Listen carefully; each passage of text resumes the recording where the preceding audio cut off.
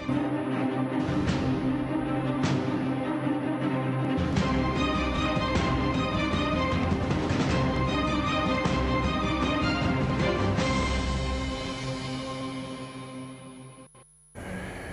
right, 24th September, March is the day today to kwaniriza nnyo bali nnyo okutweyungako tutuuse Friday.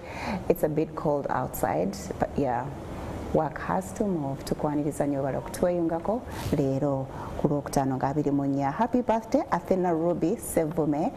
You're greatly loved from your daddy and your mommy Athena there. I don't know how many years she's making, but she looks like she's at 2. Yeah, happy birthday, baby girl. Your parents love you so much.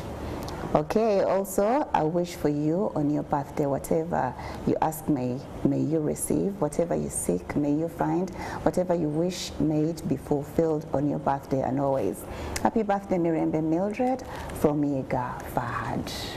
Yes, and happy birthday to everybody else who was born today. Also belated happy birthday to my guest in studio today. Tukwaniriza nnyo webale okutweyungako. My name is Farida MWASUZE MUTYA.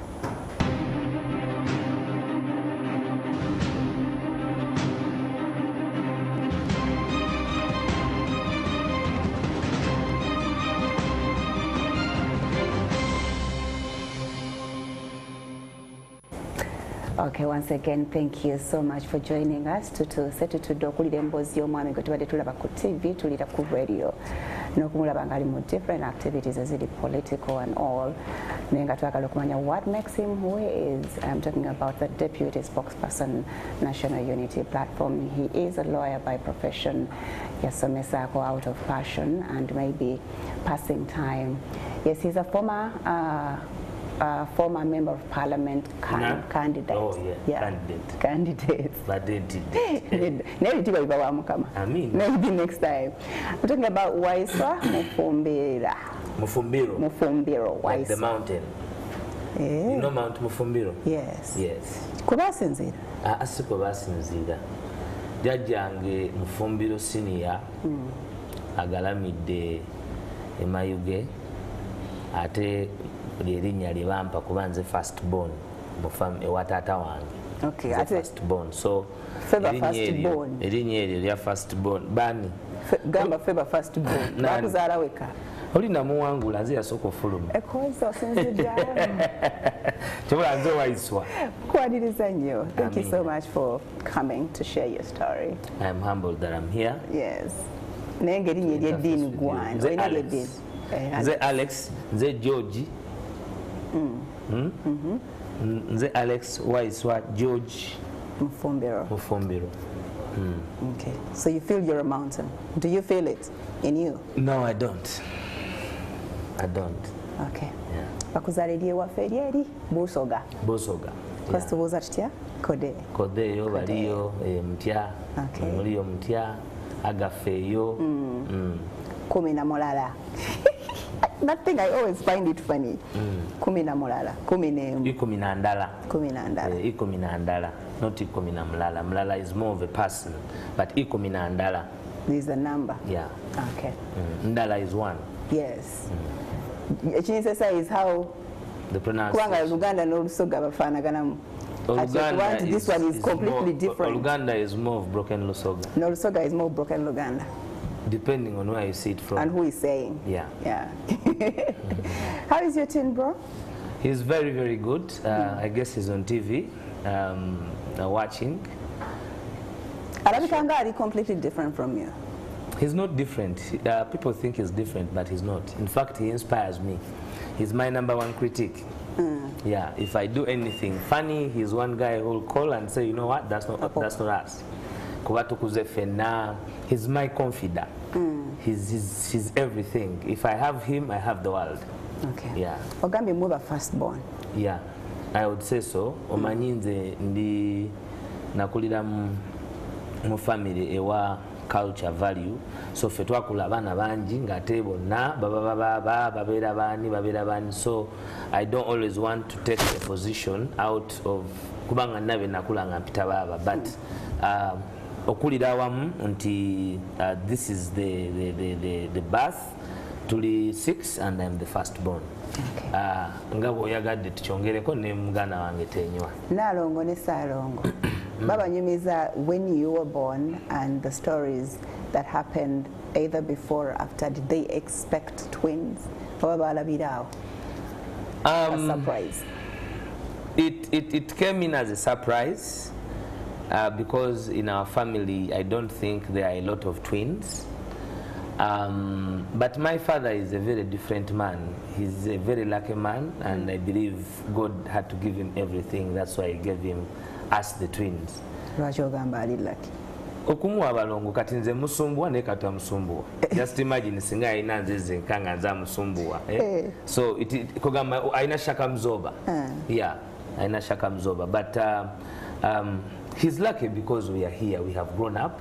And we also lucky to have him. It's either way. Still alive. But the fact that he gave birth to twins, ekisawe ekyo tekivika mungo ina abalongo. Ekisawe? Ekyokuzala abalala? Yazaako abalala? Of course, I am, as I said, tuli mukaaga. There is Geoffrey, Iwanve. Nedda ngamba ayinayo peya y'abalongo abalala? Nedda.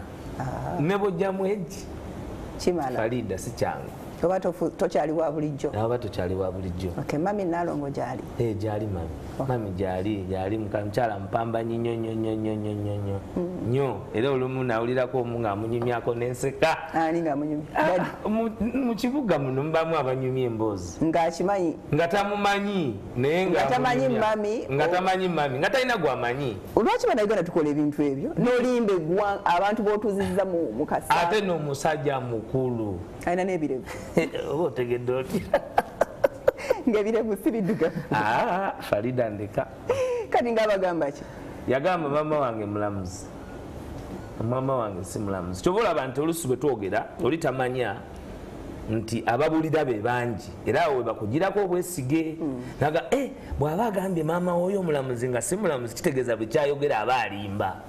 Kuba taata wange. Naye ate abagenda okumanya nti alimba be batono. Abagenda okukitwala kyayogedde baba bangi. Anti nze obulimba kyembumanyiiko busatisfying aboogera naye eri abawuliriza baba bakuwulira ng'olimba.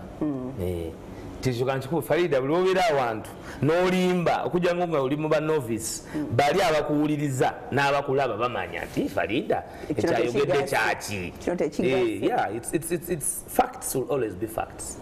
Okay. So mami gyali. Yali weebusoga nti bamanyi mu neighborhood? Tasobola na bamanya nze mama wange bamuzaala kansanga. Yabeeno n'agenda eri? Jajjange. Oba babazaalira wano? Mwasenguka? Yagenda n'agenda eri nze banzaalira Jinja. Nze ndi Musoga mwene Nunu. Nunu. Maama ne taata Basoga? Maama Muganda. Ate obeera mwene? Nunu ku... Nunu ya. Eriyo kino ekigambo kya saha nti muwomya n'enswengere yakitwala. Kwegamba oli yennyini. Kakongoli. Kubanga values zonna nze bw'oba oyagala omanya omusomo. Olimu omusaayi omuganda tobeera Nunu. Eby'omusaayi tebikola bwe bityo. Kati nze wembanga mama wange Munyarwanda, taata wange nga Muganda, sinza kweva eri ngamba ndi Muganda geregere. Taata wo DNA etotwala ya maama wo. Oba muno omusaayi gwa mama. DNA. Naye empisa ziba z'amaama, ebiseera ebisinga IQ omwana atwala 75% mata. Abakyala bakyewa. Ekyo kibaawo. Naye nze ndabyeko abazadde ng'omusajja mugezi nnyo ng'ate omukyala si mugezi era bano babagezi. Ekyo kiyinza kyesiba. N'example nandikuwaddeyo naye sijja kuwa. Tompeera. Oyinza okuba naawe olimba ng'oli yalimba. Abawuliriza n'abalaba baba opportunity. Okay, so wasomera Busoga? Yeah, Nasale nali Jinja. Nze nzaalibwa Jinja wakati mu kibuga. Era nze ku street kye Nadiope Road kakati bwoba omanyi kye bayita Kakindu Stadium. Kakindu teko kuba ogimanyi. Oba Kakindu Stadium kati waggulu wa Kakindu Stadium eyo gye bayita Nadiope Road. Era it about 300 meters away from the source of the Nile. It was more of a civil servant quarter. In fact, ffe twalimu mu quarter eyo mpozi ne urban office yali asemberayo ddala omugenzi mwami Buyinza nga ffe twali tubeera around there because my father was working in a government institution, so they had opportunity to have that as their accommodation. Okusinziira ku setting ya government ziri ezedda nti abantu ab'enjawulo babanga balina ofuna opportunities ez'enjawulo in terms of accommodation. So daddy yali akolanga mu government? Yali akolanga? My father has grown to the ranks. He was an accountant first, then he went into the judiciary because my grandfather was working, my late grandfather was working in the president's office. President Choi? Which president was Amini? Yakola mu Obote. Yangamba ne mu Museveni ono nga yakatuuka. He was, I think, a storekeeper. George William Egwire, may his soul rest in peace. Of course, young Tisanganyona nangamba nti lweva ku Museveni even before he died. Museveni ajja kutta. Nemuga katika mzaleyo mwana gwe bali wandika nti Museveni yatta. Na yeye yamutta. Jaja Museveni yamutta. No, he died of age, but he knew he was not fighting Museveni. I am fighting Museveni, so it was easy for him to know that the fight I have with Museveni can lead to my death. And I don't think he lied, because if you look at... You're about to die? No, I'm not about to die, but they have tried to. Yes. To say. So wasomera Naram? No. Nasomera Victoria Nile Primary School. Victoria Nile Primary School. Yesomere jinyandooza erisinga. Abaana babakolamu.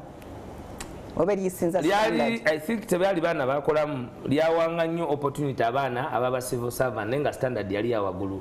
Lyesomere lyali lyogera oluzungu mu kibuga omuli okkakompa luzalire ng'omusomesa okoosa okyenge ne bwakusanga ewaka oba tekiba ng'oli mukwogera Luganda bakusanze waka wammwe embooko ng'ofuna. Bali serious. Shegeza mwayambala ebigumba n'ebikutiya. Ffe twabanga ne statue ne bakakuba n'oyimirira n'olindamu. Stay at ease. Akasoka akadde then ne bakubako okubiri akakutwala mu kibiina. So that is the discipline that we grew up with. Nti omuzadde oli ng'asobola okukuza. So Victoria naliwo emyaka. In fact natandikira ku Spire kuba taata wange yali mukozi ku kooti. Bw'aba mukozi ku kooti nekiba as a clerk, so nga kyangu nnyo okuva wali ku Spire okugenda ne tukomawo ffenna okutukomyawo ewaka. But later on jjajja waffe ate omugenzi Fred Byekwaso ye yali yatwala charge y'okulaba abazzukulu gye basomera. So bwe yajja n'agamba nedda abaana balina kugenda eri abazzukulu bange balina kusomera eri, which I'm very grateful up to day 4 kubanga at least so oluzungu olutandikira eyo ku Victoria olwayingirayo ng'oli nga P3? Victoria nyingira tulimu najingira ndi mu P2 kubanga twabanga ne lower school ne upper school okujjako. That's the difference about today. Olwo mutambula mwenna ne Kato? Awo tuli ffenna ne Kato tutambuza ffenna nze ne Kato tutambula kati netumala P7 Kato went to Jinja College, I went to Kera College. Kiki wafuna butono obubonero oba muze yagala abaawuli? Nafuna mwenda. Kato buna? Naye ne Kato teyafuna buna, Kato yafuna 7. Naye the point was about nze nali njagala Kera College and Kato wanted Jinja College. Naye ndowooza ne muzeeyi teyayagala tubeere mu ssomero erimu at first. Kuba eyo gye bujja ate twamala ne tubeera babiri ate ne kiba very deadire. Yali ataasa deadire awo emyaka emitu. Sooka ndowooza yali alwanisa kuba deadire naye later mu senior 5 twamalako era ffenna naye tulina we twagenda ne kibeera different. So awo wonna wabeera mukulembeze through school? Mu primary nali mulalu nnyo ngamba mu byampiira bya mizannyo byaki nga siri nnyo bya bukulembeze, but I was a very good debater. If you're going to debate and I was on your team, they were always sure that I was going to do the research. I would come and put up a show. But leadership starts now immediately after P7. I think it's a calling. Ntandika okubeera involved mu bintu ebyenjawulo, but mu 96 nali muto. Semwogerere Laale yagikuba ku St. Jude abalaba bajjukira omugenzi Paul Kabanga Semwogerere. He came with a white head, I cannot forget, and St. Jude is just adjacent ffe waffe twali tubeera. So ebyobufuzi byabeereranga mu saati eyawa eyewaka kati nga nze abantu bonna mamba laba nti wajja kubayo laale ku kisaawe nga nze manya nti ejja kubayo era nga nzija ngategeeza banno nga nze mbanja ate nga nze mbakato I'm very young naye nga I'm in primary I'm like in P4 naye nga buli kigenda mu maaso mba nkikola ki mba nkigo okutegeera nga tekunnaba nnyo naye nga I am listening observing and following whatever is going on so nekijja mpola mpola but first things first I went to Kira College for senior 1 top as in top performer no top school yeah Kira College top school va ku bana abali onoonye abali kulembedde with the poor education system really dilapidated it is in a mess like all these other traditional schools really heavily indebted simply because we have a messing government naye it was a very good school ngalina vast first of all we were sleeping in houses amasomero gedda aga colonial ne government zabali abali bafiririra ensi yaabwe ng'essomero libanga ku acres 10 twalina ebisaawe 4 ekira college buli game n'ekisaawe cricket ng'ina ekisaawe as just nga bwogambye naye ng'ate na buli house kukoen house nga waliwo volleyball court waliwo basketball court kubanga buli mwana wabanga ne woolina okubeera domicile mu ssomero si nti bye bino zimba kyaki mwena teeka omu abaana bonna babeere omwo kwa ujumula and it gave always a sense but Ekira College saamalako eddalu saamalako nali assistant head of house ekisooka bwe nyingira mu ssomero immediately sooka okomaawo gy'olaganda bayo katuwumule kale wakulira strike sinze saagirimu yes tukomawo please don't go away.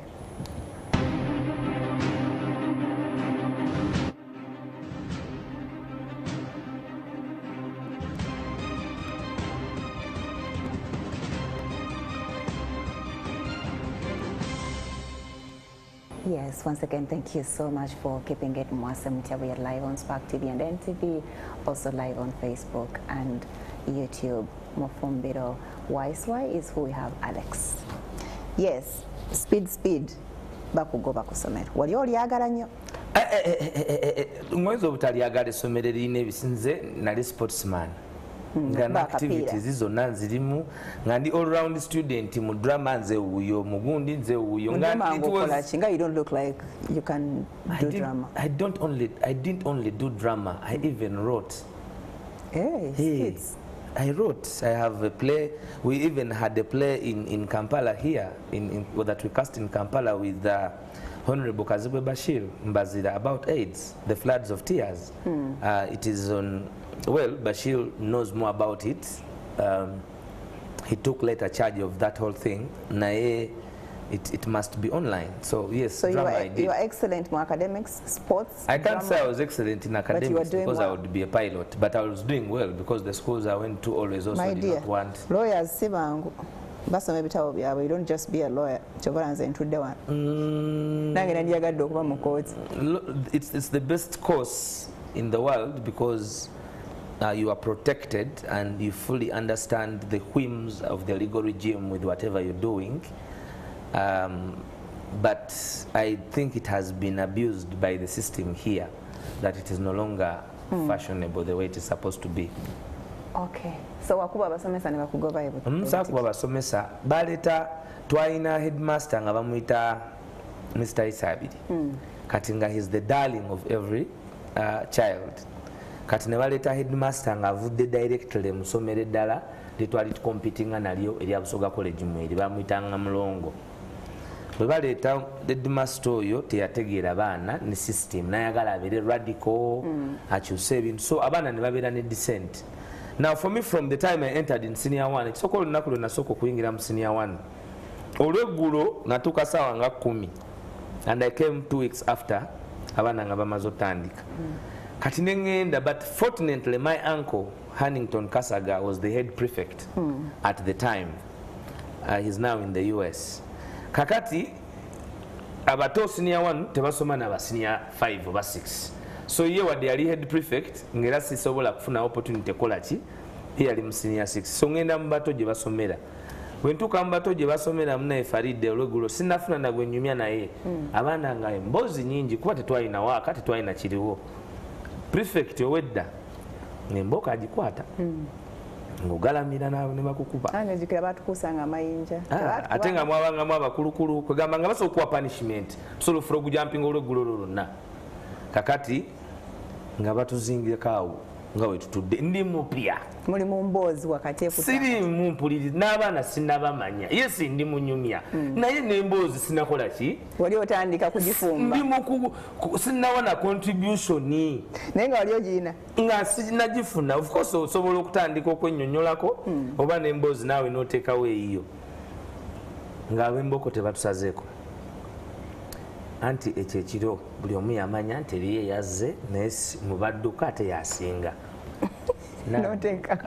naye nga negwe nnoonya simanyi gyali edi prefect abiyingiremu naye nga lizoni gyempa nti ntuufu naye emisinde gyamponya bakukwata era yanziza n'aginkuba naye ate nina okusoma nga naye nebyensoma mu kitabo temukola ki temuli so nemanya nti kati nofuuka omukulembeze okuba ku bantu kibooko njiwoni kibooko kati ekifo ekyasookerwangako kyali kyabwa sabulampa nga yegwa okulira dormitory obeera kwegamba oli wansi waba prefect sabulampa like omuntu dormitory muzukuse azukusa muzukuke mukusimula gundi wasimudde gwe simula wano okutereeza we musula kati bwe bukulembeze obusooka ekyo neŋŋamba singa mukama akimpa ne bakimpa kati mwesimbawo oba balonda bulonzi ekyo kyo kiba appointment okusinziira ku bujagujagu bwo olwo anko yaku appointment anka abaamu baani naye nze kye nakola ate ba prefect bali abalala bonna mwalimu best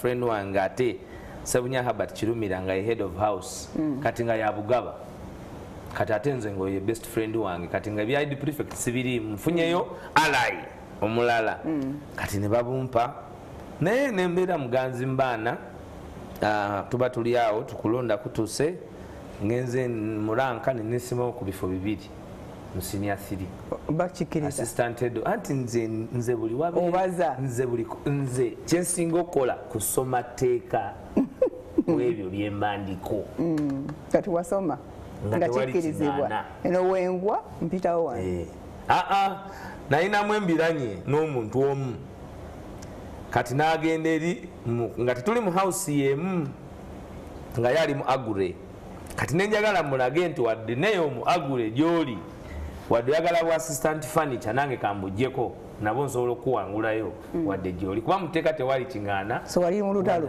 nali mu kiri nakiyingiramu lwalu naye nze nyingira nnyo entalo ezo nkumanyi njagala nnyo olutalo olujjawo ezzalawo nkulaba olaba oyagala kuwamba show yange njiwambi sinanyumya wandese kunyumya leka nyumya emboozi kakati tuliwa tuli ku lutalo olwa prefect fuse sabulampa sabulampa ogivuddeko olwo mugenda kwesimbawo nesimbya assistant furniture assistant head of house byonna bampadde byonna olinga yali munafu nnyo teyali munafu nange nali wamaanyi wakola vulugu nalina ettutumu kubanga nali kalioki olwo libala kyasina lubega mufudde emboozi anti yali single sex school nga kati gwe kubaganya nga ndi mugomasi nga ndi kuli ku kyasi walisenga sebbanga weeyo byonna nze nga byonna kasita kibanga it is about being there for my house I would do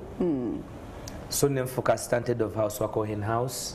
Very unfortunately saamalako kuba prefect bandetera obuzibu mikwano gyange bafuna decent ne headmaster omupya ngate mikwano gyange sinza gyegaana segaana bantu nga bange Linse Mugabi yali Linse Mugabi kalina kyoyo ne kalina kyeyawona ogamba boss wange nomulala obi wange sirowooza nti ye boss wo okumaliriza ku Sande twakirizanga abaana okufulumamu ebutiki okugenda okola kituyita evening walk nti omwana mumuta n'agenda n'atambulamu naye nga alina okukomawo ku time ya assembly yaki ey'olweggulo eggalawo weekend ku Sunday munange nga nze bannange bangamba nti twagala kugenda mu kibuga Jinja wakati timugende mulete gate pass mbasanyini nze nga mbagamba muli bameka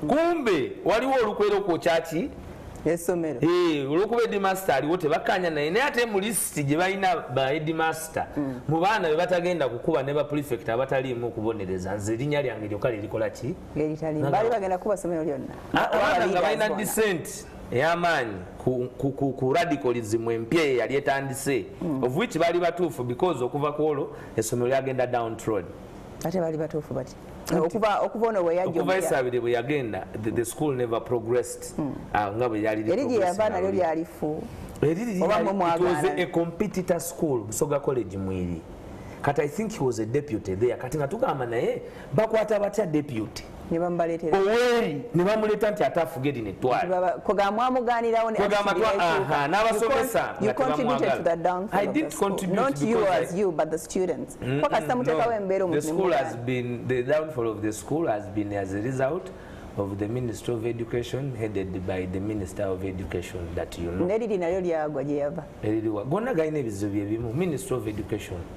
kubanga one audit and accounting yafa mu masomero ago two tegali supported financially kubanga bano baleeta system enfu ey'okumanaging those institutions n'okuba nti gabanga gukage gayimiriddewo ku bwetaavu obunene obuliwo twali mwaka kyomu naki ogwa essomero we lyagwira ayi gaukyaliwulira nedda ngamba okusereba mu 2000 awo amasomero gonna gatandika okufuna immense effect y'okujja kw'abaali tebamanyi mu gavumenti kubanga by 2000 baali bawezezza ebbanga eriyingira emyaka 14 so nga effect yaabwe okuba nti they are messing up the country nga bw'oba ogyetegereza osobola ogiraba naye nga abatono tebagiraba kubanga baali balowooza there is a promise mu future. Okay, so mikwano gyo gijja ekiro nga gikoleeza si kiro lwaggulo tebakoleeza just waliwo suspicion eyo nti wajja beerawo strike kati ne basuspecting eyo team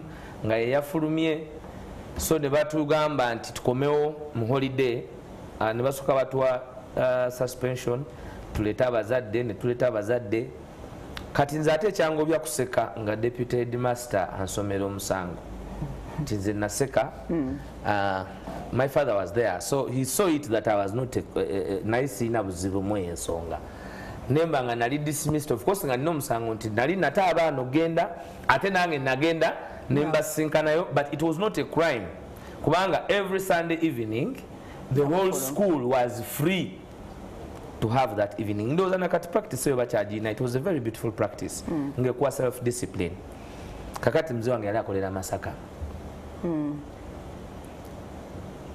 bango byao bya kusoma ngabo bimanyi na it was in holiday nakubuzaza kochi wali mu class nalolo nyingira nali senior 3 or third term choka tugenda mu candidate class ngende Masaka SS walungi Agakan head teacher che yali ebiseera Sendagire my favorite kutumide nnyo muzei Sendagire yabakitanga Farida no chekola alla sagenda Masaka SS nagenda Masaka yonna wagitabala sagenda Masaka SS nagenda wa Masaka nyonyemerwa Masaka nyo olwo kyekikunyumirayo jo standard yali ekyali waggulu because it's also a government school standard mbyokusoma ne Masaka tewaali kusoma mwali mukudigida tewaaliyo bintu byakusoma wadde that's why he's your favorite headmaster tewaali kubanga ekisooka nasooka nenkwatagana ne mutabani we headmaster nemuzoganya Sentongo ne mutabani we headmaster Shaki Sentongo kati essomero nelikunyumira tubanga nze mbeera we headmaster kati nga ninawo muganda wange Fred Kigongo yava wa muzeeyi waka najja ku ssomero nga mu ssomero tulinamu ne sister wange Immaculate ng'ate ye Kasazo kakati nze awo okusoma ne nkuteeka tabeyensi oli mu candidate class ndi mu candidate naye nze saddamu linnya mu kibiina kuba nali muzanyi wa puulu ono mmanyi nga temumuzanyira bweru mubaala kati puulu ku Masaka SS just across wabanga wakafunga bakaita Imperial mboze n'emu enzo kono n'abaana lwaki tugireka ne balowooza nti twagala bayige kuba niyinza okumanya ze wafuna at the end of the day mu UNEB nengenda bategeere mbu wozanya pool ogwa UNEB nenkuba pool Farida nga buli woba wetaaga omuzanyi wa pool wazaala nga wendi wetaaga paka mzee wange yateeka dikuli ku pool mu Masaka kuba yali mulamuzi naga nti omuntu yenna kati addamu nga bamuloopera nga sindi mu kibuga ye anti yakomangawo eka ng'akomawo lwakumeka yakomangawo lwaku yavanga e Masaka okudda eka ejjinja ku lwokuna ku Friday after lunch so yajjanga nandaba ku Thursday n'asooka nfacilitatinga ku Thursday nga bongeramu amafuta ate nga ku ssomero byonna nga kweganga bwowulidde kontimu yemalayo batone mawejje betubeera nabo abasambi bomupiira abacelebrity bakigongo beeka kati nga ffe tumalayo ne sente nga weziri puulu ffe tumumanyi Masaka netunyumira tutuuka okola ebibuuzo Farida sise mutuuka okola ebibuuzo nga sisoma ngayo neki kati nga netaga okuba winter emboozi nono omukyala sigimunyumizanga naye Edith Guma yagumaguma dda mukazi watwa bwe tutandika nga tubanga oli ampa amagezi nga ngamba nti winter eyo nti obuteebaka twetaagamu esente nti sente ki nti twetaagamu esente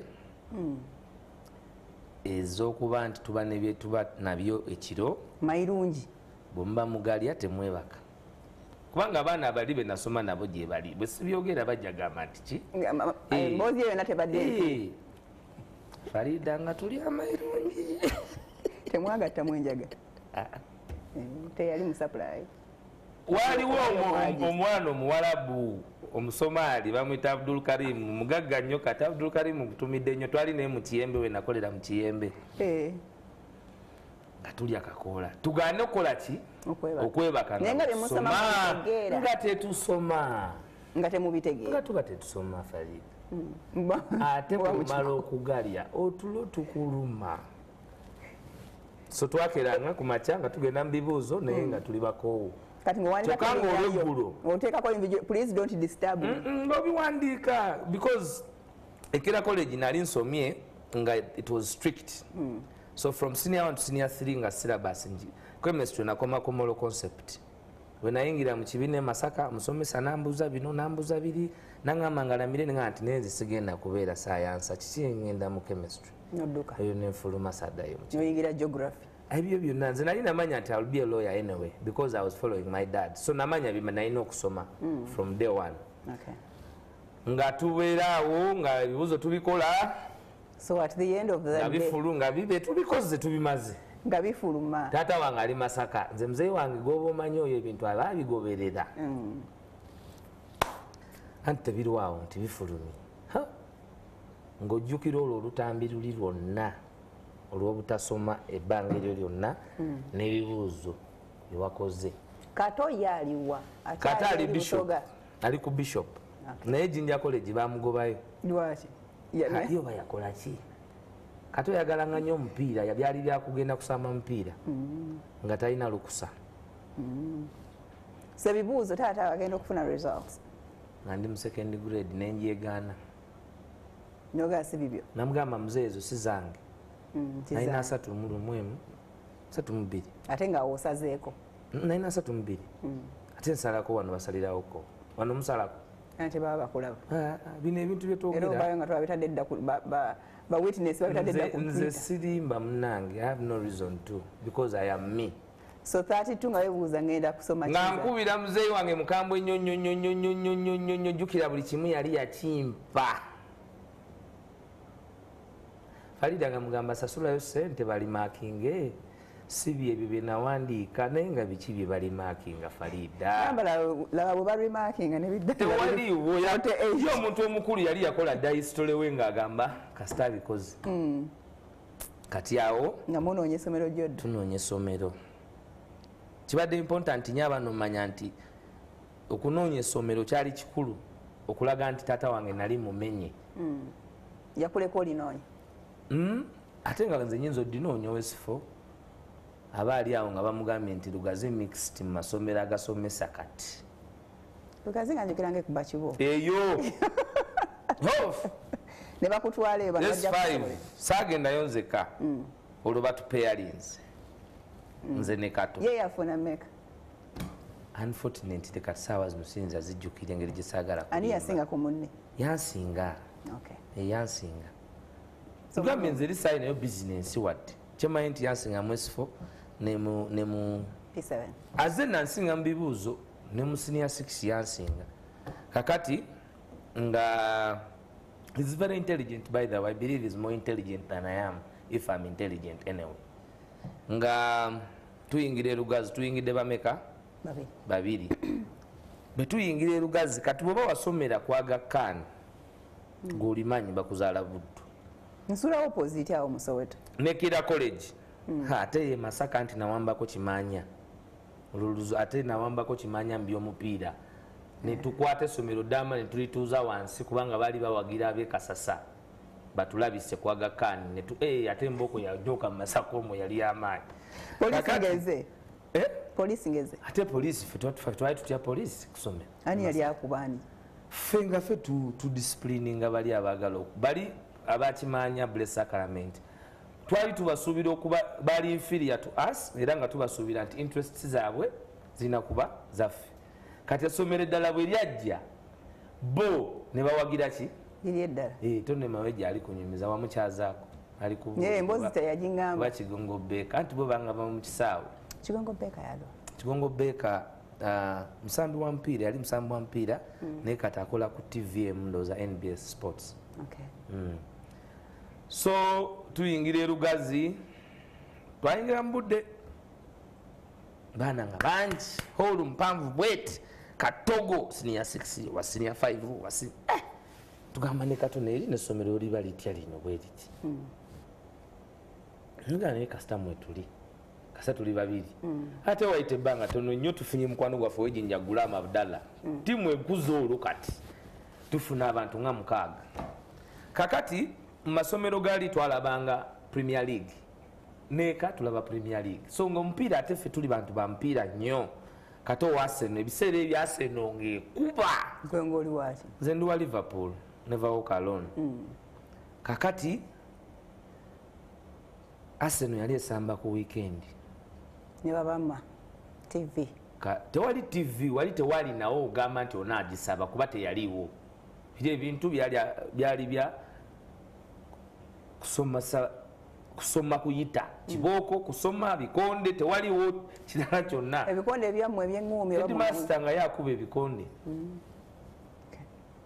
munange nga Lugazi tutandika okusoma Kato bagenza okulaba omupiira kati mukulaba eyo omupiira bakomawo ndoze eri yabalaba nga bagenze ne balaba omuki naye nga genuinely bonna nga abaana bwe bagenda nearly half of senior 5 tebakiraba nga offense because they went close by.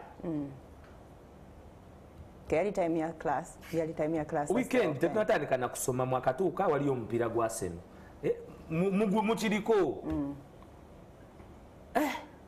munaye tuba enkera ku makya tuva ne Kato mu dormitory tutambula naye yali asama omupiira kati ngewaka bamukuba ekigere ng'awenyera kati ne bayo abaana baali bavudde nga batolose ne babuuka ekikomera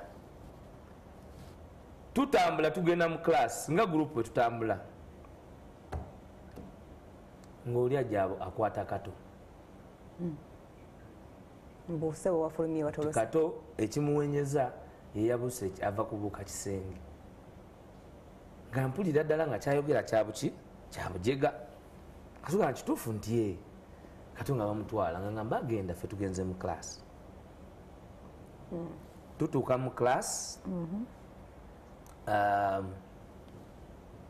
njagala okumanya kigenda mu maaso of course muganda wange bamututte ne banonayo n'abalala nga batwala nziramu okuwulira nti headmaster Bib omusajja oyo simanyi oba akyali mulamu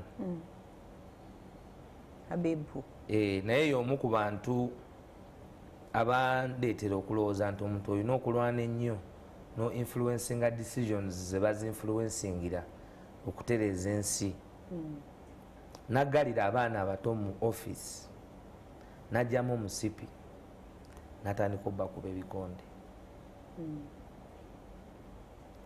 ekyayamba mwalimu abaana abaali babadde ekasasa nga babokisa naye ne bamugunda ne bakubaganira omwo asomero ne likyankalana nnyo mba ndi awo nti nange bangobye ate gwe wakoze eki naye wayingira n'ogunda bajja buzinaga naawe biri ebyali eri mu office byatuuka naye banga bigetinze out of hand kuba ne poliisi yajja bazadde babakubira nagaa nti bano abaana nti poliisi mugenda basanga ku poliisi nagaa nedda katugye ensonga tuzimanye olwo kakati bagaddewo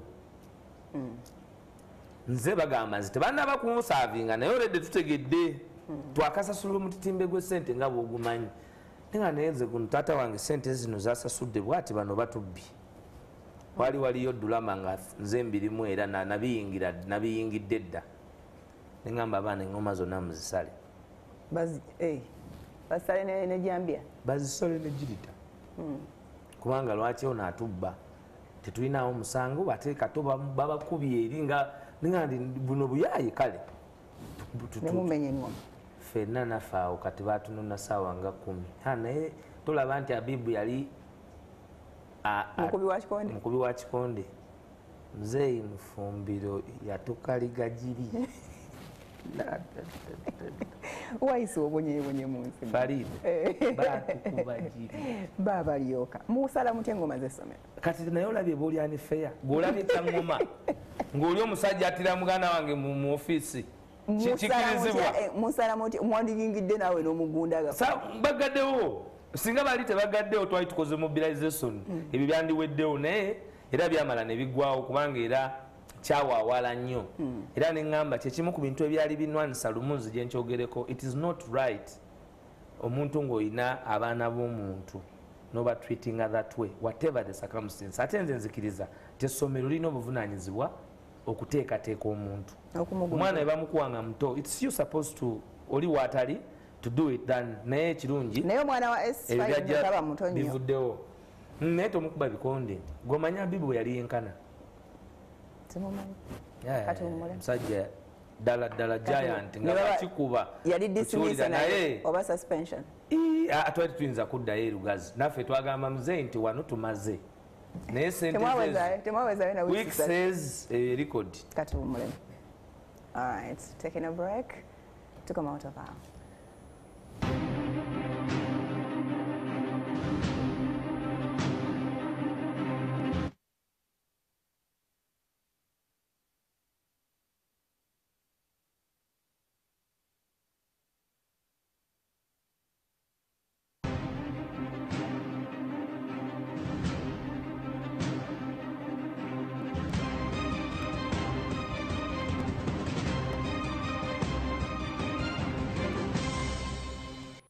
Thank you so much. Yes, tugenda kusambya cause as it looks kirabika emboozi ya mukulu Mufumbiro mpanvu nnyo tuyinza obutajimalayo. So tugenda kubuuka. Wairibwe wala gye bakugoba? Olwa kutwala emboozi ndowooza tuginyumye bwe tulifuna obudde tulidda ne twongereza bwe tuli batwakoma. Toyagala gibuuka. Kuba ejja naginyumya ntya. Nja kwesa ne gwe buuza bibuuzo by'obuuza bye naddamu. So Muzeeyi abasaka kibooko abagamba kati mu biveeko ebyokusoma. Twali tuyinza bivaako ne tugenda ekibibi kosa. Ekibibi naye nga njiganga ew'embooko. Embooko yali mpitirivu naye headmaster yatutwala okusooka mu kutuyingiza bwe baali batuyingiza bagamba bwe muba munaasomera wano munaasomera wano bwe muba temusomere wano temusomerewo naye we mugenda okusula wa wali tuzimbawo buzimbi so mugenda sooka sula mu kabiina kali kati awo ne tumanya nti obuzibu lyali likola bulungi nga liri authoritarian naye nga liri mu stages of development n'abaana kati batandise okuba abangi Abibu atandise okwegamba there was lyali tanze okufuna vibe. Ono naye yali Abib ate yali Abib yali Mubiru, my headmaster Mubiru, a very very noble man. Ne mukyala we Madame Noblin. Madame Noblin ye yatuyamba okufuna essomero kuba yali yansomesaako e Masaka literature, and bwe nabanga muntu yenna nga tantegeeranga Madame Noblin yakola ki yambeereramu. So tujja ekibibi obulamu awo essomero oliraba olwo mukakkanya emboko ze mwafunye. Emboko si kyekikulu naye woosomera olaba nga standard tefaanana na gy'obadde kati awo n'ogamba okay, I have to settle. Naye it had very ate nga kyalo ekyalo muyita mu kibira lyali kkubo lya ttaka, tuyita mu kibira enfuufu. Twagenda muzeeyi atubuulirira tugamulaba enfuufu eno gye tugenda, it's because you're making it difficult for me. So ne tugamba, and of course senior 5 tugamba akatugende tusome, tugenda ne tulya buuku. For the first time no concentrating. Naye era nga nayo si byangu. Of course naye nga nali mukulembeze ku ssomero awo ndi tuli mu mizannyo tugiwandiika. Okola combination. Nakola LD. History I got A. Nafuna 16 points. Twanyumirwa nnyo ekibibi because we blossomed in all our capacities kubanga batuwa opportunity. Oluusi omwana ayinza okulemererwa olw'okuba ali closed in a box mu ssomero. Kati twatuuka wali and there was nothing, we were free. Omupiira ne tugusamba nga basomesa bato nga they could easily interact with us. It was not so much, tewaliwo gap y'amaanyi. Era omwaka gwaffe ogwo gwakola bulungi nnyo bakalyango maaka bamirembe Lydia. It is a year of promise. Twa performing extremely well. And that is when we went to university. Wakati awo I understand wasomesaako. Kakati awo netandika of course seeing how the country was being run kubimeza biki naye nga ate toyinza kuba fule idol. Nali history yo mutegedde nnyo nga buli kyombuza amansobola okiddamu. So kye nakola ningina nensaba ku ensonga bwe tubeera ne banze nno nsobola okusomesa ne banzikiriza ntandika okusoma. Olusomesa class 11. Nasomesa 11 era ne bayita. The first time they got busy in history was when I was teaching. Kuba nakeranga mu kibiina saa 12 very committed, and I'm always proud to say nti part of my many students kubanga ensi gwe manyi is Anatalia Ozne. Namusomesa ye nga ali mu class ya wansi mu Olive One. She was always a promising young girl. Wadde lyali ssomero lya jjajjaawe. So yali mwana wa boss. Nensomesaako naye ne mu time eyo yennyini nga nkola ne mundeeba. Mundeeba otunda ki? Kakati mukwano gwange oli ali South Africa bamuyita Asuman Sentongo. Asuman Sentongo taata we era gyali era abataata wange muzeeyi Bulangiti Sulaiman mu bulo yali atuusa pikipiki. Kati nga pikipiki ezo eyo family ya Haji Moses Kigongo. Era awo wonna nze lwa byabufuzi naye edda nali sikonkona nga nyingira buyingizi. Kati okonkona batakuganya kuyingira. Hakana nti akakofiira tokajjako nomanya ati ngenda mu family kati nga bino ebya people power byakatandika. Nagenda okuyingira ewa Haji awo ku Musakooti ne bakutwala nkagudde. Kakati emboozi tetukyagenda. Tokyagendayo? Ndudde ddala. Akakofiira kano kaleeta ebizibu bingi. Kwano gyange gyonna bangi. Kati okajjako ddi? Ogenda kwebaka? Paka nga nenda olwembeerawo nga sikayina. Naye kali very empowering. Kali very buli bw'okambala oba oyambadde simbo ey'amazima. You are empowered nti buli kintu kyonna kuba kano eno generational vision ya Kyagulanyi. Nti omujiji guno gulitambula bwe guti. So kali empowering bw'oba okambadde. That's why always fe abakakiririzamu we feel free to donate anywhere and on anything. Bwe tuvaayo mukwano go Sentongo nakuweereza ebintu otu. Sentongo nga wali yali South nagenda South Africa nga naye muto tuna tufena yasomera ali muvaka n'okusoma yasutandikira Makerere. So kati nga ngenda kuduuka bwe batunda pichi wabawo okuteekako number plate. Kati nga ate nga bwomanyi nti era bw'oba kuduuka nga waliwo transaction y'ebyokukola oba okola. So ne banzikiriza muzeeyi nanzikiriza ze kati nga bwenkeera bwenveeka keera kuduuka tutunde pichi. Olw'okusoma okusomesa okumaze tuli ebyo ssaawa 10 nes kubanga nali ku voluntary basis engeri gye saali ki nali ku voluntary kati nga nange nkolera mu budde obuki and we chase the syllabus netugimaleyo kati nga nze nkeera mu ssaawa 12 saawa zigenda okuwera ssaawa 3 nze nga okusomesa kuwedde by ssaawa 4 ngenda mu byendeeba kati ate maama wange ng'alina edduuka mu Kiyembe kubanga maama wange yali mu textile before kudda mu curtain. Kati ne mu Kiyembe nga maama wange ngeri gye nali mwagala ennyo nga mba nina omusupporting olw'eggulu kati ng'ate era mbeeramu mu Kiyembe naye ne mu ziri times za various fona biki na biki still nagenda nga mu Kiyembe. So ndi mutabani wa Kiyembe. Bakumanyi abo? Ndi mutabani wa Kiyembe Bahajatire Hema, Mama Nakamate, njogerani ndekani Sande manyi mutaddeko mwenna kakati okuyingira university nali njagala yingira Makerere ku law. Bakuwa government kati government nga tebaita basobola kumpa government bana bafunya 24 oleta 16 wali tosobola. You could only go for private. Naye nga UCA eyo njagala kati nengamba nti nze mzee ntwala ku UCA nkolere amateeka. UCU Katali Kyambogo akola accounting and finance. Ntuka ku UCU nga tebayinza tuwa mu September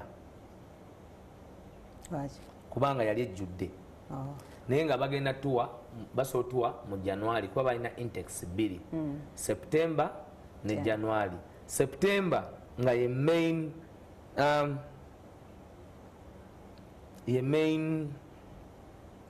main university nga bona agamba nti be baana babeerawo abangi nti kati university etandika mu September nga bomanyi kalenda. Kati fa ba January nga tuwa ba outsider era nga university eri yonna tugimitingako omulundi gumu nga tumaliriza towards nga bali bajja for their first semester kubanga mwasomanga January paka mu May then bali ne bajja ne babagatako bo ne bakwata ne September. So ne tuba nga twaba nga batono but that was what was available. Ne bampa Makerere wagane buganye bate bakuwa ne ku private. I didn't even apply. I just said straight there.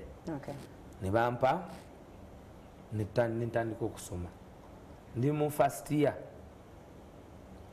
Bwe tuba tumaliriza first bwe muyingira ku university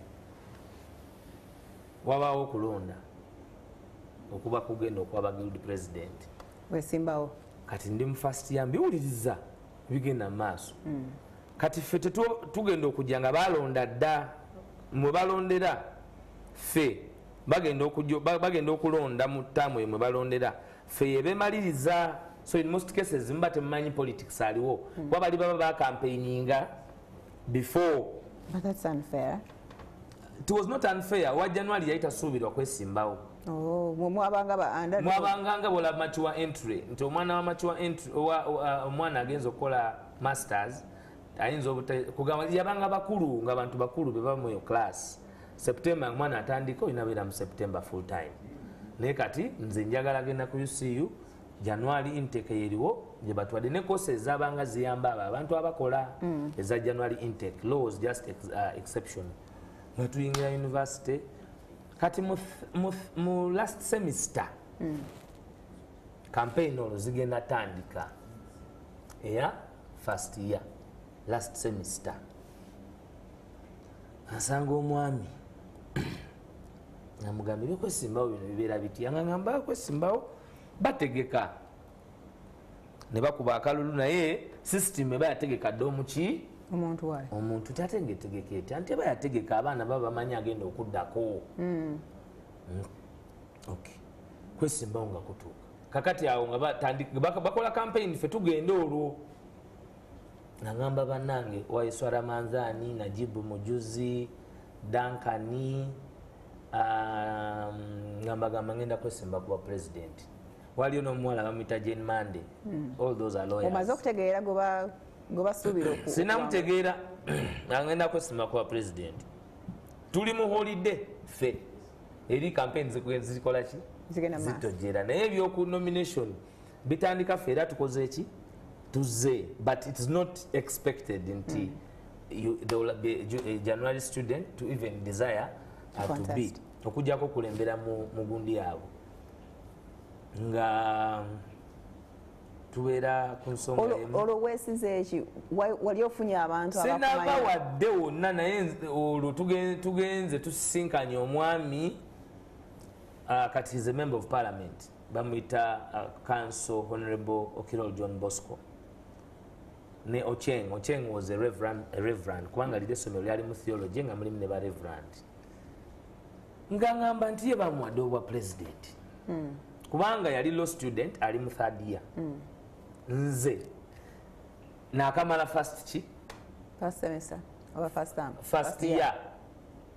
mbuuza omuntu ali mu third eriyo abadde mukulembeze mu mateeka kubanga eriyo kye bayita mu mateeka bo the lawyers nabo mu department yaabwe mu faculty muba mu leadership y'abamateeka ababa bakulira law council so abadde mukulembeze awo wonna ali mu third year aleta experience ekiyitirivu first year abantu bonna bw'aba atuuse mu law class yonna naffe abayingidde nga gwe batugamba nti ye promise yalina okubeera president waffe kati era nga abantu bamulaba babaga huyo president addako kati ekyo nekinsumbuwa tyatya nga tunamuwa nedda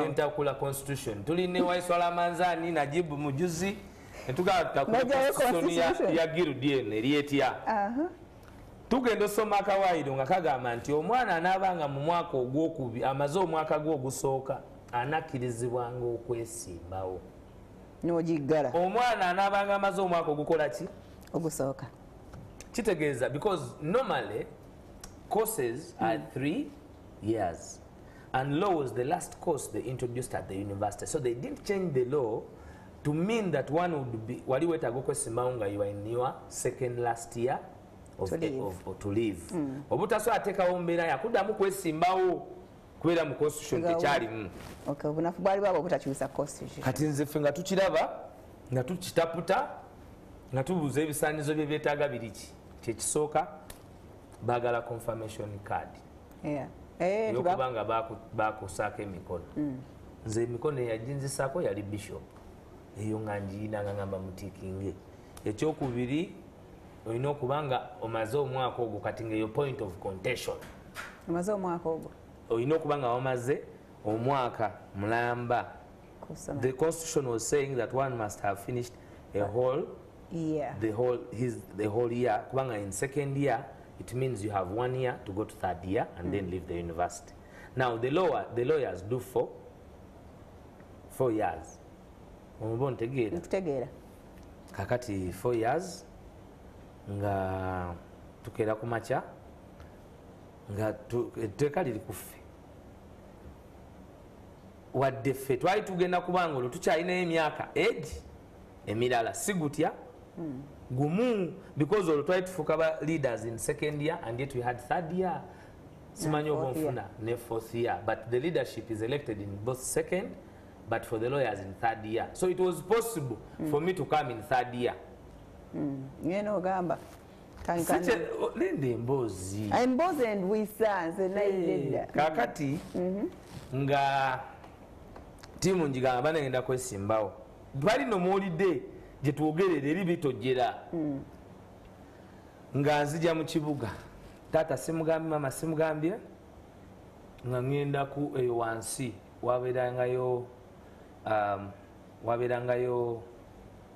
wabeerangayo tendo signs y'omu ku bantu abasooka okukuba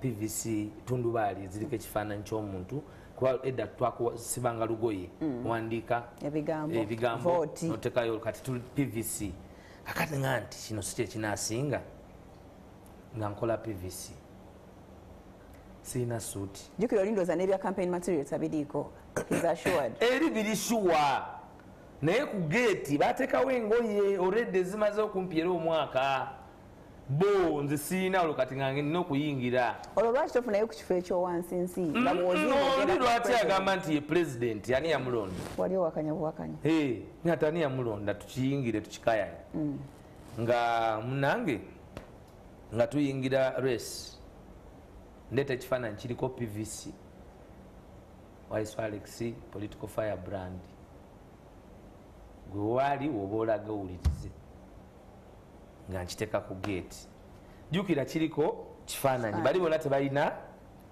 kati nga buli muntu agamba ate ani ono yaleesa amaanyi si maanyi ani ono atusumbuwa nga ngaba bukalenda nkozeyo bambi bukalenda nga babugaba kyebakola abaana bukalenda bwe nagaba ngenda otuuka mu kiraasi yange nga abaana babusazeeko waggulu kalenda agiina naye eno siriiko okulaga nti tojja ne mu library nentuukayo nga kyekiriyo nga teri nambuuza Farida nga baŋŋaanye maama nenga naye luno leesi tugirimu olwo bannange tebannajja ku ssomero nomination yabaddeyo tenaba olwo tuli ku pre tutegeka olwo nyingira leesi bannange bagibaddemu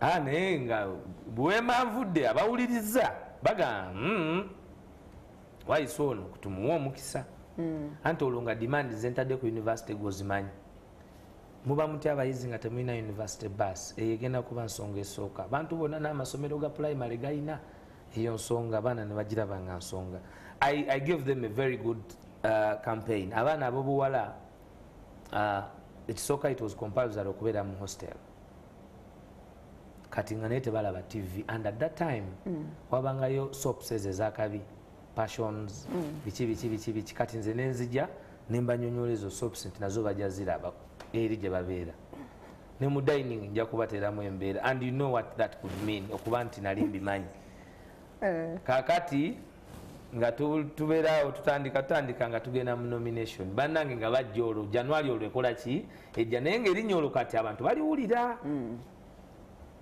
mzee wange ngamba nze sikanya nammwe kubeera mu ebyo go and study konze mzee kati ate nze ngenze kuba guild president bagenda kumpa natandika campaign Farida campaign but the reception people are listening naye tebagenda kulaga nti bagenda kuwa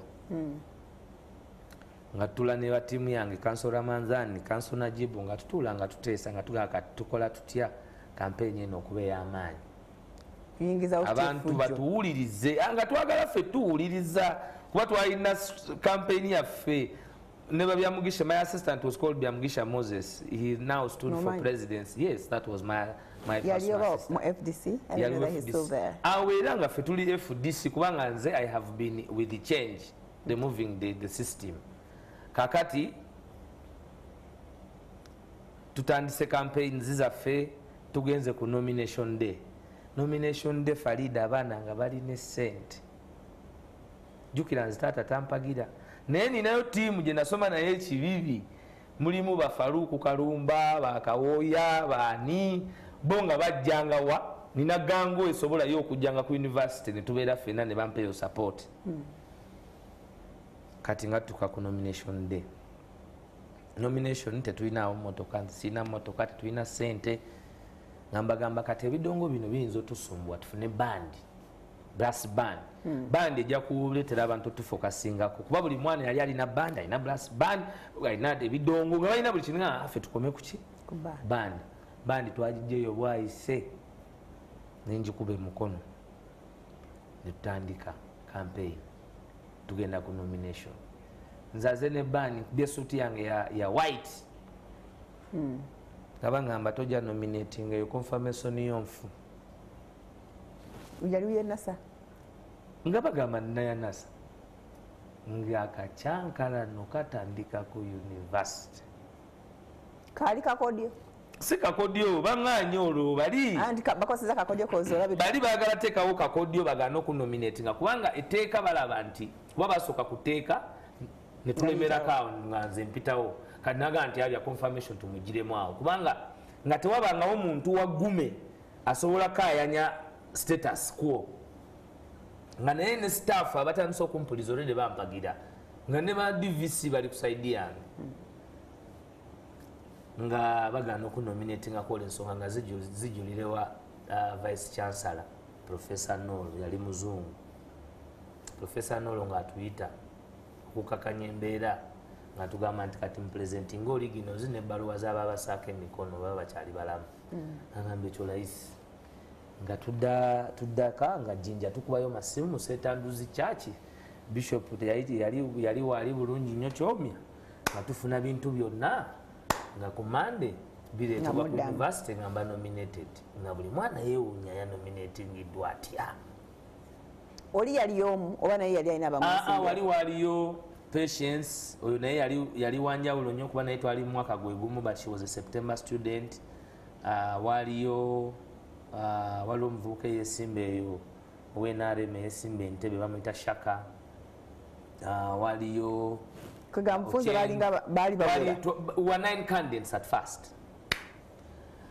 Kati Farida nga campaign etandika okutojera nga nkuba campaign door to door biti nga byonna tubikola ffe. Kalulu nga tukayingiriramu ddala ng'ebbugu muligira ddala nga third year class abawala bonna nga sibatwala abono gwe baali basuubiza nga tebafuuka ate bawagizi bange. Beti era ali mu America bolinga lekyo bonna nga ate bafuuka bawagizi bange nga akalulu katandika okukyuka. Kati olunaku lwa Raale nga lutuuka nga tugenda ku Raale. Wetuuka ku Raale nga bonnabo nga twogera nga boogera nga bampa omuzindaalo nga njogera ebigambo nayogera abaliwo bagamba kuba toyinza kubanga gwe weewulidde abantu bonna ne bakwata ku ttama ng'enkya kulonda tukuba lasitiraale nayogera ebigambo Farida okusinziira ku bali neyali yesimbyewo n'akola ki ninza akalunga kamaze okubalibwa kubanga golowooza nti ke kanyuma naye wano we tugenda we wasinga olw'okutta amaaso n'amatu g'abantu baga omuvubuka oyo kati ninza babiteeke mu kabokisi enkeera tutaddewo buli kimu. Kibuule Ronald omanyi honorable NRM ayogera ne Museveni direct ayogera ne Salim Sale direct buli politician ayogera ne tuli naye ku university emu agamba Waiswa okulya akalulu nze nfa NRM teswale nende university ye NRM naye mukyala we Fortunate Akandinda Nalongo mukwano gwange nnyo era muwagizi wange nnyo batuuza olukiiko ewa Kibuule ekiro bali abalala bonna abacoordinating ku by'obululu abacoordinatinga ani alidinga Waiswa talina langirirwa ago tugafa olwo bakabaze tebannakabala olwo bapulaninga for tomorrow. The voting is tomorrow. Kati okulonda kutandika enkeera Kibuule beetala naye naffe nga naleese buli muyaaye mu Ndeeba mu Kiyembe taddewo ku university kakwate mulabe kati nga ne Mukono kubaffe twali twatandika FDC Mukono ne Muzeyi Kayitiro ngera tuli involved kati nga manpower ekakuuma nga ki weeri olukati nsaawa nga 12 nali Kampala saawa mu kitundu nenzire Mukono lwe babala akalulu bali mu Kabala nali ntudde ne mukwano gwange kanso wa Kelo Brenda somewhere nga bumanye pressure y'akalulu muwuliriza kiriyo batubuulira ekiriyo kati amawulire ngajja nti mpangudde olukiiko lwa Kibuule lugamba sirangirirwa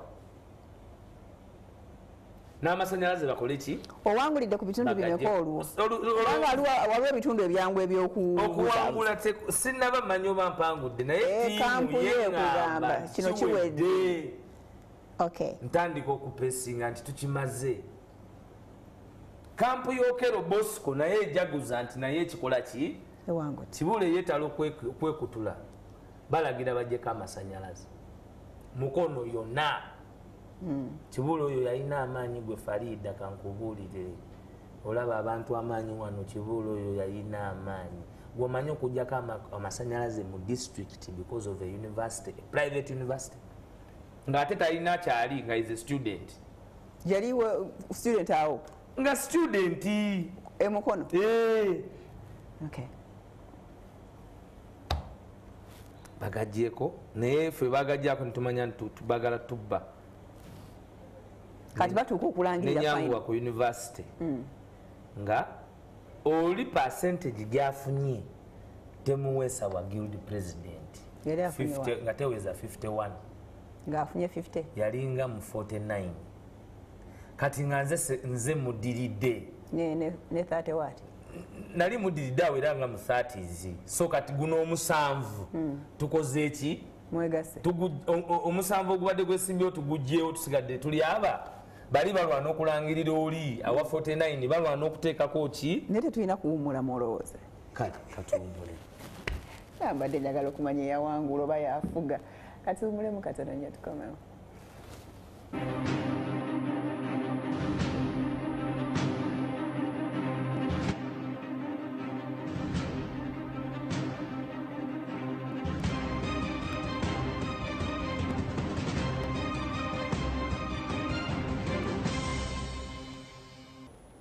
Thank you so much. Tunatera tutuuka ku nkomerero.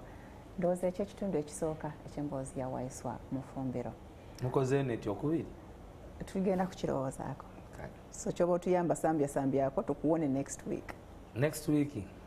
Kale. Okay. So akalulu bakalangirira the official one. Oh. Balangirira akalulu. Awangudde naye talangirirwa.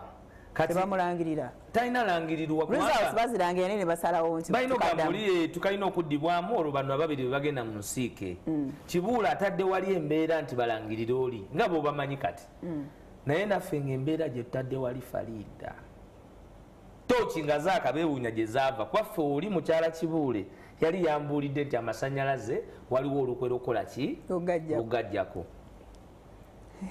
kwegamba yali amuwami w'olukwe nga asomola ebyama democracy yali alwanira democracy. That is the cost of fighting for so democracy. kiro kyaggwa kitya kati ekiro ekyo nze gye nali saawezaayo dakiika wadde 3 n'ennumba olumba ki n'ennumba muhoolo Mutale Center n'enjirumba neŋŋamba diini nti nkubuulira bye mpulidde bye bateekateeka nga mulangiridde oli nti sikaakuddibwamu bakusi togeza diini mu kutyawo nalangirira liraani olwo liraani olina abaana bakwetoloola ndeeseganga nga oyinza okuleetawo embeera yonna nga tukulya kati ate oli candidate ye ng'akyali eri amanyi bijja kuggwa kati laba bwenzijja mu holo vibe y'abaana bano bonna batamanyi kiriwo kituufu abatanabala batanabimanya ne mbagamba ffe tuli mu liidi abo bonna kati abo basaba liraani nga nze olwedde manyi nti enkyankali muzagenda okwera saawa egi nga ndi mukasaba ku ssomero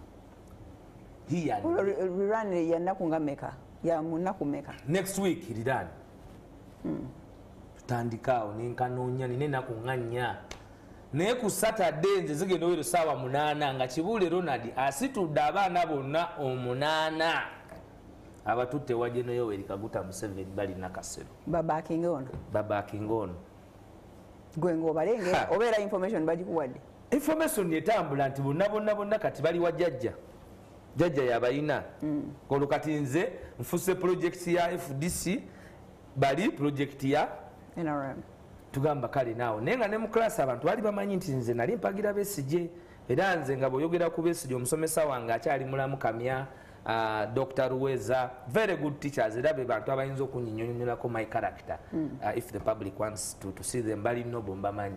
You have had Dr. Ruweza here, right? Owe Makerere wa Mateka. So netubeera nga akalulu tukalimu tukanoonya bali ne bawa miliyoni 2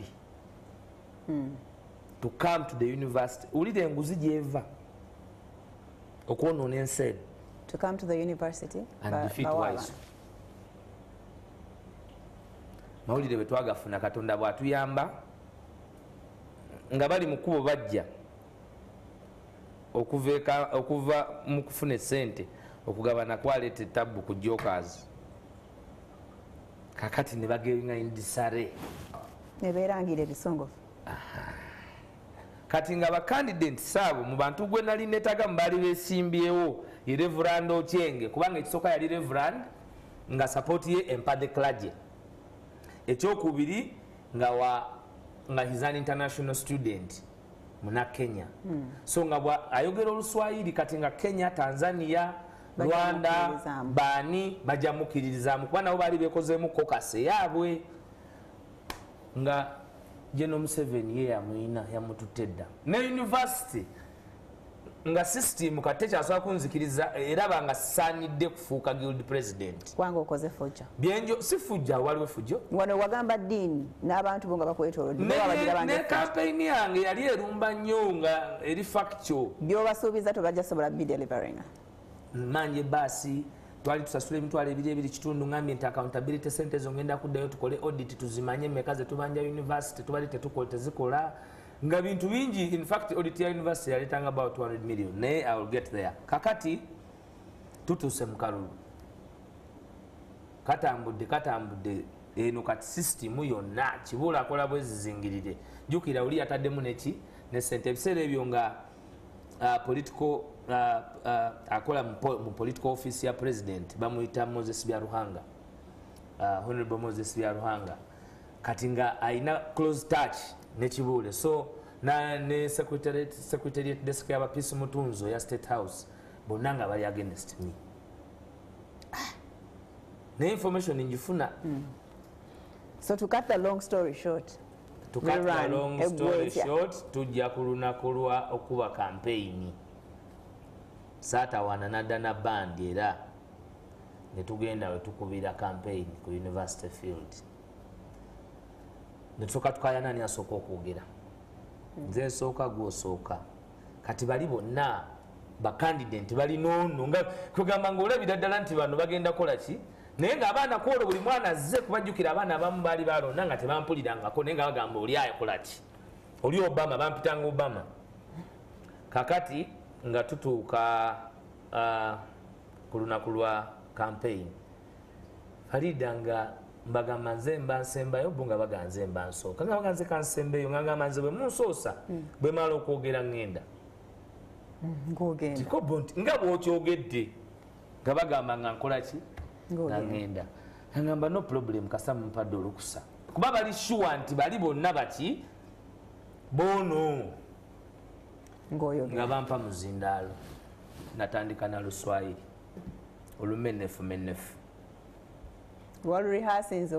byajjaawo nze binninya bulinnya watu wa Kenya wa Tanzania wote Rwanda ng'atandika kuflowinga mu Luswahili mukama yayambira eyo ate bakuganya okwogera ebisatu ebina enduulu alwogedde Luswahili alwogedde nga nzira mu Luzungu nga njogera dakika nga 5 enduulu ey'amaanyi nnyo buli muntu buli saayo okwegamba nga okwogera abantu nga batega enduulu nga y'amaanyi nnyo nga bamugisha Moses Ramanzani Waiswa ngamba Waiswa tumaze okwogera nalinawo brass band bali balese ebidongo simanyi bintu bingi nga bandi ekuba nga mbagamba nti kati mwenna mba muli ku kino kye tuliko kati nze wano nvaawo nga bakugoberera Kiroli yasula amanyi talina kalulu ne bamuleka navaawo na bonna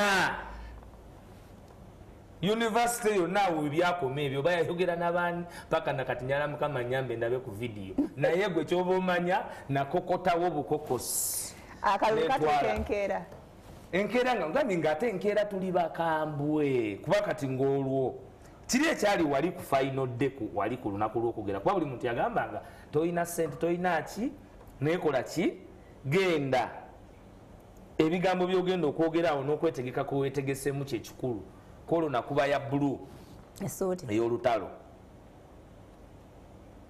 tukeera ku makya kalulu bakalumba faru kati nina bakalumba balina zi restaurant omwo tumanyi okukeera ku makya abana ne babawayo nga nina support y'abantu olwo n'ebyesente if your friends know you're really moving things become easy Farida bagenda okuwera saawa emu nga nze guild president muzeeyi ne bajja sente ki namukuba gwe kyoba omanya nti namukuba bubi nnyo 92 buli we basoma nga nze mpangulawo ne mu kibiina kye namukubiramu nga ntandika kuweereza university nga guild president nga nina reforms eziri very radical ziri tetutekawo. Nina okusooka okuditinga university tube nga tetugibanja kubanga ziri sente zize emabega zibadde tezikola. Twetaaga university basi, TV njetaaga okugiteekayo nga twetaaga ebintu bingi nnyo so nga tutandika okukola but I was a darling era abantu nga they respond. Obuzibu butandika olwo kati obwa university. Nzije Kampala nkwatagana ne balumu Mugasho Francis abe Makerere ba Abo Susan ba Aneno Sandra ba David Lutaro abana bangi forming the East Africa Students Union era forming the East Africa Law Students Union okugaziwa olutandise okuba territories tuzaagala olwo kati tugenze Nairobi tugenze wa kati abana nali nabasuubiza student center mu university naye nga tetulina capacity ffe ng'abaana esobola gikola ki giteekawo naye nga tulina ettaka mu ntaawo kati nensooka ngenda muli mu lukiiko nembaga tugenda kwezimbira university student center naye tulyagala muli ly'ettaka lyaffe ery'omu ntaawo studenti atandise n'okunyumya ebyaki mu lukiiko onaze nnyo ate Farida nakomaawo nga sinoonya Bachina bateekawo ekizimbe tukanye ne China waggulu batekeyo literature w'Abachina nze wasigadde nkozeseewo for the students ng'ekyo decision ogikolanga ggwe nga nze ate nze guild president guild office yagula ettaka eryo ery'entaawo ffe tuligamba gye liri lyaffe ate ne guild president alina waatuula bwe bamwegeza etingira nti wawe wakiri tunaateekawo netumenyawo ebiriwo Abachina bajja batandika tukola endagaano tufulumya artistic impression ogifulumya ne banno tiimu sina university tiimu itandika okuyita mu baana baga kati Waiswa ate atandise kampeni y'omwaka guli omulala tuli myezi olwo kati nga 6 kati nalina ekirowoozo okwesimba ku University Students Union eyawunsa nga president kubanga Patrobas Council Patrobas is now a commission I think with Equal Opportunities Commission yali ajinjagaza nnyo nga mentally nze bulungi in that Students Union okuba nti nsobola okuyingirawo nejjukira nze n'ebizibu biri mu fight esooka kumba olwo bo tebakoowa fight ekyagenda muki mu maaso nga tubikoze ebyo byonna Students Union tugikoze meeting tuzibeeramu naye nina okuimplementing ebirina okukolebwa nga tufulumya budget ya university eyaffe for the first time nga tukaayana nga mbagamba nti abaana bano bonna this time round sente bazituwenga ku account yaffe eya guild nga bagamba sente zigenda kuyita through the dean of students kofe okay no problem nga tutandika kutambuza tubanja basi mwagala gigula kwezo sente fe kati olwo tubaze nti edda tulese auditor nti edda emitwalo ebiri gino tegyakolanga ngate gyali gya girudi kati gavumenti yaffe batuwa sente zaffe ziri eki oli olugezigezi katubanyezaaki enkadde tukole ebintu bino kuba byali bingi nga bagamba temujja bikola mukoleko ebisoboka kati university membership okwesimba kuba president onosasula milioni emeka 5 million for wunsa subscription kati mukono yali tesasula because nobody had interest. That was annually? Or? Annually. Because nobody had interest. Okwesimba ku kino ekyawaggulu abasinga babanga tekirina munyo interest. In fact president ababadde aba UCU bonna kati bali mu parliament ne Emoro yali mu parliament kakati nga tukeera ku makya it has skipped my mind. Nga demands ezimbaga muzireke tukole ezisoboka tuli ku demands ezisoboka bagamba ezimu eno university tezikola so tuyisa tufuna 5 million zaki zawunsa zinsobozesa okwesimbawo mu nkolagana yaffe bayite babasaba arrears areas nga zeje ziri olwo nga babibala byonna before era ne tubibudgetingira sente nga zijja kuwunsa bwe zijja kuwunsa because nali manyiganye ne patrobus ne administration nga nzijjawo nnyo saasabirawo receipt nga manyi kiwedde because I had interest of being president nga tutambuza ng'olwo tutuuka mu misango ejja ebintu ebibuze ku guild so ebibuze ku guild ebintu bye tuprocurinze biri biyoni naye omusango ogwo guvaawa Professor Noel mukama mmwe ekyumula ekyemirembe vice chancellor yali afulumyemu ng'agenza America for holiday abaana nga bali mu semester yaabwe esembayo nze guild president nga ngende wa director finance bakibinga nga twogeraganya ne DVC academics nga twogeraganya ne basa nga negotiatingira nga student guild for the first time ngamba convince nga abana bakole nga tebamaze ebibuuzo naye ze mbambeera garanta kakati nga garanti eyo gyembawa nze nga banga nti otugaranti nga kigamba ganze garanti gyembawa sente za semester ezijja ffe temuzituwa za guild katuzisitakinge ng'omuki omusingo abaana bano bwe banaasasula kuba baali bangi omuzadde yajja ne bafukamira mu ofisi yange for that ng'ate bo balowooza gwoba n'obusobozi obukola ki obusasula olwo mugasegase ziri mmeka ezibanjibwa mu tuition ezibanjibwa mu tuition nga zenkanankana ne kanso zeefuna sezaali tezisobola kwenkana zaali nyingi nnyo era wewava obuzibu so that means mwali mulina okutwala ebbanga nga temufuna naye nga nze nkauntingira ku baana bano nti bajja zibankinga school fees era zikole ki babeere nga university ekoze ki ezifunye because still omwana ayina abalina zikola ki ozibankinga kati nga nze ninga eyeyimiriddewo mu looni ey'okusoma student loan naye nkonvinsinze university against my administration okufunctioninga nga bangamba gojo basayiningiranga kuki kukapapula nga bagamba tusayiningire abaana 100 bokka naye nga baali babanjibwa baali bameka there were many there were about 300 bonna nabasayiningira buli yajja ekyo nekifuuka ekizibu ennyo kuba nali nga awambye eki essomero kati awo ne bamanya this boy no nga balina okujja this boy we have to see something kakati in administration twali twasuubiza abaana TV kati nempa directive nti TV eyo gyenasuubiza abawala yebebeera priority number 1 netugiye Kampala mu kunoonyanoonya engeri gye nali manya ekibuga waliwo ku Kampala road awo nga ku yadi waliwo kampuni bagita Sony World bebaleeta TV ezo ennene biki so netugendayo mu Sony World netukanya nabo netutulaba TV bali abanembaga TV ejja kusobola okukola it was a huge screen zaaliwo TV 2 emu yagulibwa Uganda Christian University endala negulibwa Professor Balibaseka Gilbert Bukenya nga vice president kubanga twasangawo nga they have procured for the vice president yagigula ye million ndowooza nga 21 fene tugigule million 13 inchi meka